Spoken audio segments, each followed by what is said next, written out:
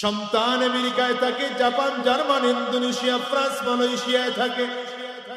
Lakh crore mile দূরে সন্তান ইন্টারনেটের মাধ্যমে, টেলিফোনের মাধ্যমে, ভিডিও কলের মাধ্যমে এগুলো সব খবর নেওয়া যায়। কিন্তু বাড়ির সামনে মাকে 2.5 হাত মাটির নিচে রেখে আসলো। ওই মায়ের কবরের হালাত জিজ্ঞাসা কোনোদিন করতে পারি না। 5টা বছর হয়ে গেল, 10 বছর হয়ে গেল, 20 বছর হয়ে গেল, মা কবরের মধ্যে কেমন হালাতে আছে, জান্নাতি না জাহান্নামী।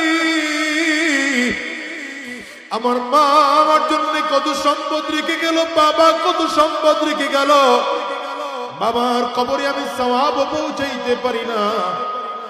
আর আমার চেয়ে কপাল পরা সন্তান আল্লাহর এই জমিনে আর দ্বিতীয়টা নাই রে বাজার।